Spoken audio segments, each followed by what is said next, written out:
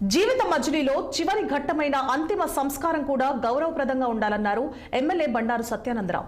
అంబేద్కర్ కోనసీమ జిల్లా కొత్తపేట గ్రామ పరిధిలో గౌతమి గోదావరి గట్టున నిర్మించిన కైలాస భూమిని ఎమ్మెల్యే సత్యానందరావు అలాగే కైలాస రథాన్ని ఎంపీ గంటి హరీష్ మాథుర్ ప్రారంభించారు.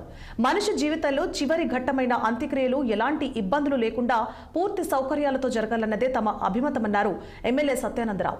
ఈ ఆలోచనతోనే కైలాస భూమిని అభివృద్ధి చేయడం చేసినట్లు ఆయన తెలిపారు. కైలాస భూమి నిర్మాణానికి సహకరించిన దాతలకు ధన్యవాదాలు తెలిపారు ఎమ్మెల్యే సత్యానందరావు. సుమారు 70 లక్షలు ఇక్కడ వెచ్చించాం. సిమెంట్ రోడ్లు అయితేనేమి, పంచాయతీ ద్వారా లైట్లు అయితేనేమి, లేదా ఇప్పుడు కడుతున్న పొడల షెడ్ 10 లక్షల రూపాయలతో మండల నిధులు పంచాయతీ నిధులతో సర్పంచ్ గారు అడిగితే వెంటనే లైట్లు స్తంభాలు కరెంటు వైపు కట్టారు. సిమెంట్ రోడ్ అంటే నాకు వ్యాన్ కావాలంటే ఒకేసారి మీరు అడిగితే లోటు ఏంటని వ్యాన్ ఇచ్చాడు. ఆయనకు కూడా హృదయపూర్వకమైనటువంటి అభినందనలు తెలియజేస్తాను. ఇలా కైలాసం మనకు తెలియదు కూడా ఏంటి ఇక్కడ ఏముంది ఏంటనేది కూడా. కైలాసం అడుగుతున్నాంటే వ్యాన్ కావాలంటే మీరు ఏదో అడిగితే అదండి మీరు లెటర్ పంపండి ఇచ్చేస్తానన్నారు. ఈవేళ వ్యాన్ వచ్చేసి ఇక్కడ ఉంది. ఇప్పుడు వెళ్ళే ముందు వ్యాన్ ప్రారంభిస్తాం. అదే ఫేజర్లు కావాలనుకున్నాం.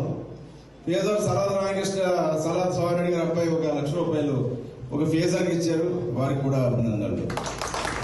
అదేవిధంగా నేను నా పేరు మీద 1 లక్ష రూపాయలు ఒక ఫేజర్ కూడా నేను ఇస్తానని చెప్పడం. 2 ఫేజర్లు ఇక్కడ అరేంజ్ చేస్తున్నాం. 2 ఫేజర్లు.